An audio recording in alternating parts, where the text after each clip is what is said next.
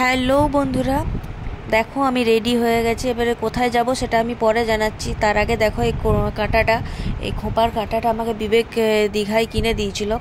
তারপর আমি রেডি হয়ে বেরিয়ে গেলাম, জুতো পরে চলে গেলাম সোজা বিবেকের কাছে। যে দেখি গাড়িটা শুধু নামানো, মানুষটা কোথায় রে বাবা। চারদিকে খুঁজছি, দেখছি মানুষটাকে আর দেখতে পাচ্ছি না। চারদিকে খুঁজছি, দেখতে পাচ্ছি না। তারপরে দেখি হঠাৎ চলে এলো, বলছে চলো চলো চলো তাড়াতাড়ি করে চলো। আমি বলি তুমিই তো দেরি করছিলে। বলছে আমার ঘড়িটা বের করে দাও। আর এই ঘড়িটা আমার জন্যই কেনা হয়েছিল, ও বাবু পুরো কবজা করে নিয়েছে ঘড়িটাকে আমার। সে নাহলে ঠিক আছে, এখন ওর ঘড়ি ঠিক আছে সবই। তারপর আমি চটপট করে চেপে আমি বললাম চলো চলো, লেট হয়ে যাচ্ছে, কারণ যেখানে যাবো সেখানে এত লেট করলে চলবে না। তারপর ও বাইক স্টার্ট দিল, স্টার্ট দিয়ে আগে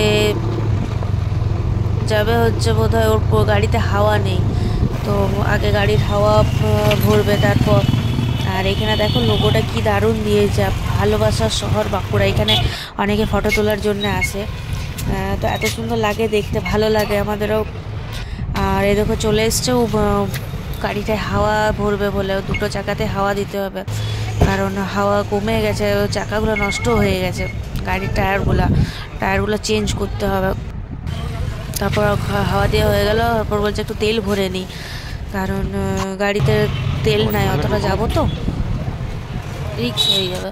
বলছে এখানে ভিডিও করা চলবে না। আমি তাও টুক করে একটু ভিডিও করে নিলাম। তারপর বেরিয়ে গেলাম আমরা যেখানে যাবো আর কি সেখানে। আর এটা একটু ভালো করে দেখে নাও, ভালোবাসার শহর বাঁকুড়া, কি সুন্দর লেখা আছে না।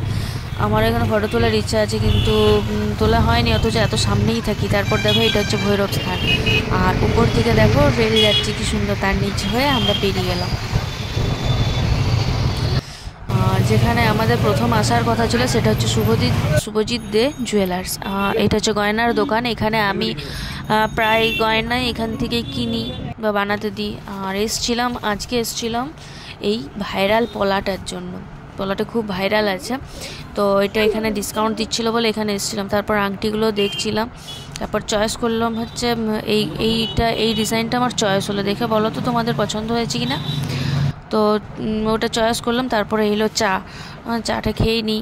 তারপর এই দুজোড়া আমি নিলাম, এক জোড়া হচ্ছে মায়ের জন্য আর এক জোড়া আমার। তারপর আংটি দেখছিলাম, আমি অন্য কালারের আংটি দেখছিলাম, তো সব লাল আর খয়েরির মধ্যে ছিল, যার জন্য আমার পছন্দ হলো না। তারপর আমি বিল করে আর বেরিয়ে গেলাম, কারণ লেট হচ্ছিল। এবার আমাকে যেতে হবে বাবার বাড়ি, আর মাকে জিনিসটা দিতে হবে, মায়ের হাতের মাপ নিতে হবে, মায়ের হাতে জিনিসটা দিতে হবে। আর বিবেকেরও ডিউটি আছে, তো ওকে বললাম একটু তাড়াতাড়ি গাড়িতে।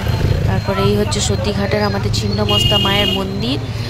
আর তার আগে দেখো হনুমানজির মন্দির। এটা অনেক পুরনো হনুমানজির মন্দির, সব থেকে পুরনো। আর হনুমানজির মন্দির হচ্ছে সব থেকে বড় আমাদের বাঁকুড়া। তারপরে দেখো এই হচ্ছে সেই বিখ্যাত সতীঘাট। আর ওখানে দেখো লেখা আছে কি সুন্দর, আমার প্রাণের শহর বাঁকুড়া। তারপর এই সতীঘাটের ব্রিজ, পুরো ব্রিজ জুড়ে এত সুন্দর এখন গেট আপ করে দিয়েছে যে মানে দেখলে মনে হয় প্রাণ ভরে দেখতেই থাকি। সবাই বসে গল্প করছে, বন্ধু বান্ধব সব নিয়ে বসে গল্প করছে, কিন্তু আমার সময় না থাকার জন্য বসতে পারলাম না, মনটা খারাপ হয়ে গেল। তারপরে এই গ্রামের রাস্তায় ঢুকে গেলাম, এত অন্ধকার কি বলি, পুরো অন্ধকার একদম রাস্তাগুলো। এখানে লাইট দেওয়া দরকার কিন্তু দেয়নি, যাই হোক। তারপর আমরা দুজনাই গ্রামের রাস্তা পেরিয়ে যাওয়ার পর তাড়াতাড়ি করে ঢুকে গেলাম বাড়িতে, কারণ আমাদেরকে জলদি করে বেরোতে হবে। তো এইটা হচ্ছে আমাদের ঘর। ঢুকেই দেখি বাবার গাড়িটা, কাকু এখানে বসে আছে। তারপরে দেখি মা বেরিয়েছে, দেখছি চোখে মায়ের নতুন চশমা। সেই মাকে দেখছে আর বলছি মা নতুন চশমা। মা বলছে কেমন লাগছে বল। বলছে কেমন লাগছে। আমি বলি বুড়িটার মতো লাগছে। কে পছন্দ করেছে? বলছে তোর বাবা পছন্দ করে দিয়েছে। বুড়িটার মতো লাগছে চশমাটা, দেখে বলো তো কেমন লাগছে মাকে। তারপরে এই বাবার সঙ্গে কথা বলছিলাম। বাবা বলছে আমি খালি গায়ে আছি, ভিডিও করছিস? আমি ঠিক আছে করবো না। তারপরে চলে গেলাম মায়ের কাছে, মায়ের রান্নাঘরে। তখন বিবেককে মিষ্টি দেওয়ার জন্য মা রেডি হচ্ছিল। আর আমি যেহেতু মাকে বলেছিলাম যে মা আমাকে একটু রুটি করে দেবে, তো সেই রুটিও মা করে দিয়েছিল। তারপর বিবেক এখানে বসে আছে। আর এই হচ্ছে আমার কাকু, লজ্জা পাচ্ছিল আমি একটু ভিডিও করতে দাও। আর এই হচ্ছে আমার কাকিমা, ও তো অবস্থা দেখো, বলছে কেন করবো ভিডিও? আমি জিজ্ঞেস করবো যে কি অবস্থা আমি আছি দেখ তো। যে অবস্থায় থাকো, আমার তো কোনো লজ্জা লাগে না, ভিডিও অবশ্যই করবো। আর কুমড়ার তরকারি গরম করছিল। আর এই হচ্ছে শয়তানটা, কোনো মতেই বলে আমি খুলবো না।